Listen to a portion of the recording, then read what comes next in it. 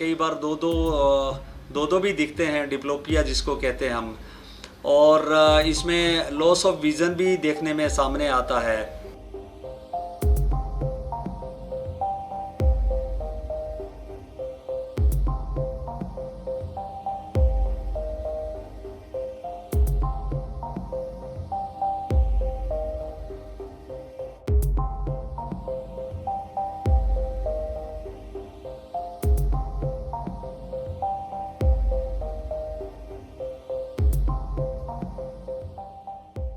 ये देखने में आया है कि जो पेशेंट कोविड के हैं और जो डायबिटिक है या इम्यूनो कॉम्प्रोमाइज्ड है, और इसमें पेशेंटों को, काफ़ी लोगों को इंडिस्क्रिमिनेट यूज़ ऑफ स्टीरॉयड हुआ है, तो उसमें ये म्यूकर माइकोसिस देखने में आया है। कई बार तो जैसे कोविड के पेशेंट को ट्रीट किया गया और इवन डिस्चार्ज होने के बाद में भी ऐसे केसेस देखने में आए हैं।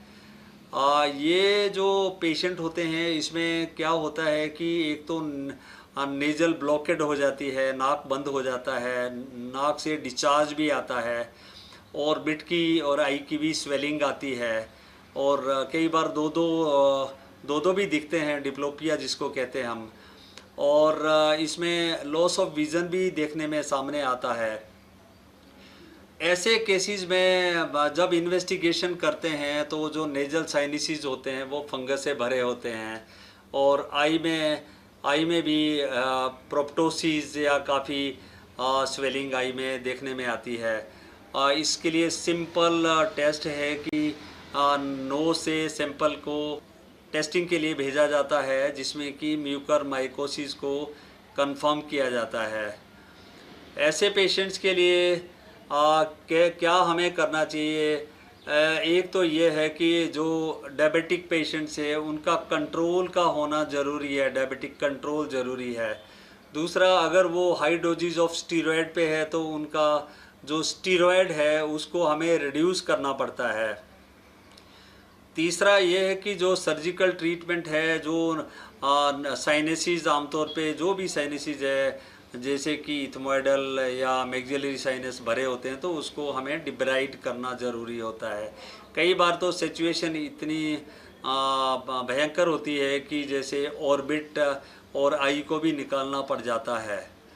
और चौथा ये है कि जैसे जो एंटी फंगल है, पर्टिकुलरली जो लाइपोसोमल एम्फोटेरेसिन बी है, उसको हमें इसके ट्रीटमेंट के लिए हमें देना पड़ता है, और उसको 3 से 4 हफ्ते दिया जाता है। जब एक बार ट्रीटमेंट ऐसे मरीजों को ना दें तो प्रोग्नोसिस काफ़ी पुअर होता है। अगर मैं तो यही समझता हूँ कि इसके लिए सबसे बड़ी बात है कि हमें प्रिवेंशन करना है। कोई भी पेशेंट जो कोविड पॉजिटिव है, उसमें अगर साथ साथ में डायबिटिक है, तो उसमें हमें स्टीरॉयड को तभी देना है जब बहुत ही अत्यंत आवश्यक हो। अगर सिचुएशन अच्छी हो तो स्टीरॉयड को देने की ज़रूरत भी नहीं है।